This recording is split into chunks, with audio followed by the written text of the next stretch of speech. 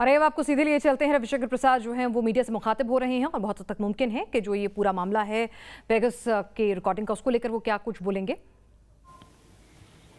ये शर्मनाक, मर्यादा विहीन और भारत की राजनीतिक स्तर में एक नई गिरावट है।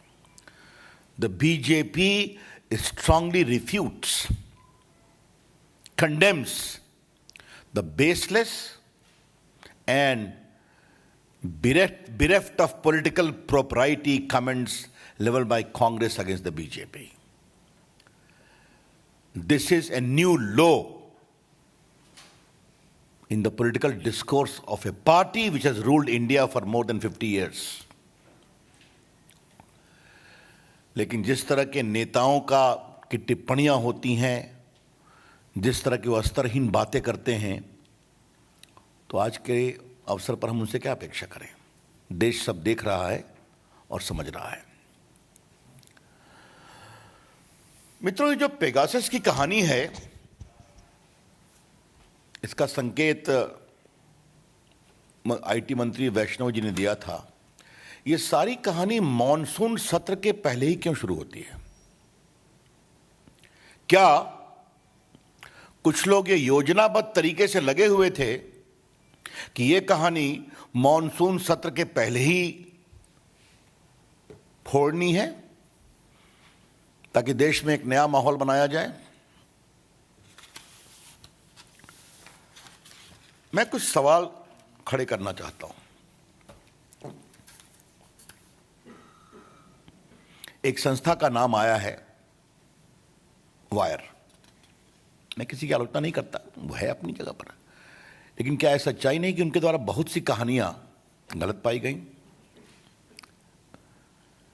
एक जज को लेकर कहानी बनाई गई थी, आपको याद होगा। महाराष्ट्र के जज थे, उनकी डेथ को लेकर सुप्रीम कोर्ट ने भी उस पर टिप्पणी की, वो पूरी कहानी झूठी थी। 2 राउंड उस पर लिटिगेशन हुआ था। उनकी और सारी चीजें क्या है आपको मालूम है। एमनेस्टी क्या है?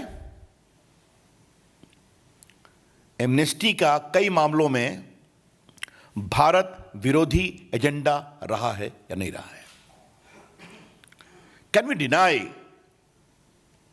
That bodies like Amnesty had a declared anti India agenda in many ways? और जब उनसे एक सवाल पूछा गया, कृपया करके आपका इंडिया का फंडिंग पैटर्न क्या है फॉरेन का, बताइए, तो भारत से विड्रॉ कर गए वो। ये सच्चाई है कि नहीं है? कि जब उनसे कहा गया कि आपका जो भारत में फंडिंग है विदेश से आता है, कृपया करके उसकी कहानी आप कानून की प्रक्रियाओं के अनुसार बताइए, तो कहे we find it difficult to work in India.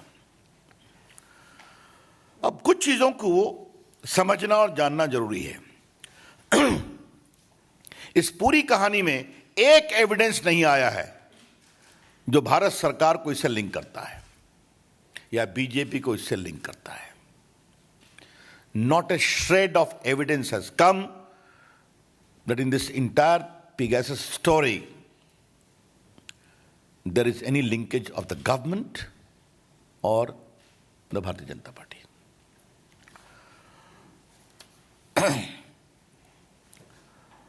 यह सवाल इसलिए जरूरी है कि दुनिया डिजिटल दुनिया है, तो दुनिया में बहुत सारे डेटाबेस हैं, लाखों में है, हजारों में है। तो जब तक आप उस डाटा का कोई एविडेंस नहीं देंगे भारत से लिंक करते हुए, तो आप निष्कर्ष कैसे निकालेंगे? ये आरोप कैसे लगाएंगे आप? और उसमें आपको बता दें कि जिन लोगों ने स्टोरी को ब्रेक किया, उन्होंने स्वयं कहा है कि ये फोन नंबर का डाटाबेस में होना इस बात का संकेत नहीं है कि इसे हैक किया गया या इसके साथ कोई इन्फेक्शन विद पेगासस किया गया। I repeat, those who have broken the story themselves did not claim that the presence of a particular number in the database does not confirm that infected with Pegasus. तो ये हो क्या रहा है? इन बातों को आज देश के सामने लाना बहुत जरूरी है। और फिर मैं कह रहा हूं ये सारी कहानी मॉनसून सत्र के एक दिन पहले क्यों खोली गई? इसके पीछे का एजेंडा क्या है?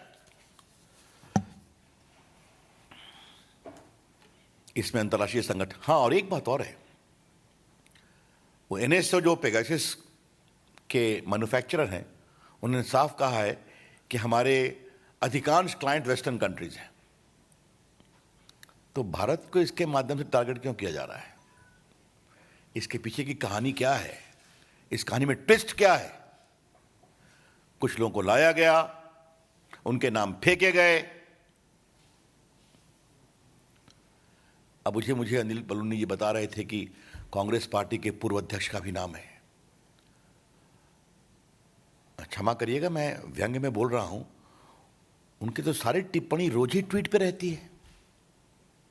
वो देश में खुद ही ज्ञान देते रहते हैं, तो उसके लिए कोई अधिक जानने की जरूरत है क्या? अब एक बात हम आपसे और कहना चाहेंगे कि ये जो पूरे ये संस्थाएं, अंतर्राष्ट्रीय संस्थाएं, और भारत में उसको एक प्रकार से फोड़ने की कोशिश और ऐसे मर्यादा विहीन शब्दों की चर्चा, तो क्या भारत की राजनीति में कुछ लोग सुपारी एजेंट हैं क्या? मैं इस शब्द का प्रयोग कुछ जिम्मेदारी से कर रहा हूं। कुछ दल, कुछ नेता, क्या ऐसी अंतर्राष्ट्रीय कॉन्स्पिरेसी होती है तो उसके सुपारी एजेंट बन जाते हैं? और ये कोई नई बात तो नहीं है। याद करिए आप, कभी भारत की विविधता पर चोट हो रहा है, कभी भारत की मीडिया फ्रीडम पर चोट हो रहा है, कभी भारत में मल्टीकल्चरलिज्म पर अटैक हो रहा है। ये चलता रहता है ना, आप देखते हैं। और इन सबों का कारण एकमात्र यही है, एकमात्र, कि हमारे प्रधानमंत्री नरेंद्र मोदी जी की अगुवाई में जो भारत ने दुनिया में अपनी एक साख बनाई है, उससे लोग परेशान हैं। तो इस विकास की यात्रा को रोको और इस आत्मनिर्भर, आत्मविश्वास भारत की यात्रा को रोको। Try to block the story of India's development, which is आत्मनिर्भर and which is full of confidence. ये है समस्या। अब ये बताइए कि क्या ये भारत के खिलाफ कुछ रिवेंज है क्या? जिस तरह से भारत ने कोविड में काम किया, जिस तरह से भारत में आज वैक्सीनेशन चल रहा है, लगभग क्या 40 करोड़ हो गए ना? 40 करोड़ दुनिया की बहुत सारी आबादियों से अधिक है। उसमें अधिकांश मेड इन इंडिया वैक्सीन है। आज भारत में कॉन्संट्रेटर बन रहे हैं, पीपीटी किट बन रहे हैं, वेंटिलेटर बन रहे हैं। भारत ने दुनिया में एक नया पैमाना स्थापित किया है। 75% देश के पॉपुलेशन को फ्री वैक्सीन दी जा रही है। तो क्या इससे कुछ लोगों को परेशानी है क्या कि भारत ये सब कैसे कर पा रहा है? चाहे वो डिजिटल इंडिया का क्षेत्र हो, आईटी का क्षेत्र हो, भारत की सेनाओं की बहादुरी का क्षेत्र हो, इससे परेशानी हो रही है क्या? या कुछ लोगों को इससे भी परेशानी हो रही है कि भारत टेक्नोलॉजी में आज सबसे अधिक विदेशी पूंजी निवेश प्राप्त कर रहा है। आपको मालूम होगा, दुनिया में the highest FDI is coming into India. इससे परेशानी हो रही है क्या? ये हम जरूर जानना चाहेंगे। तो पूर्व आईटी मिनिस्टर रविशंकर प्रसाद कहते हुए कि बीजेपी या सरकार का इससे कुछ लिंक जो है, कुछ भी ऐसा नहीं मिला है जिससे लिंक स्टैब्लिश हो, और ये खोखले बेबुनियाद आरोप हैं। यहां रुक रहे हैं, कुछ देर के लिए जल्द लौटेंगे। आप बने रहिए न्यूज़ नेशन के साथ।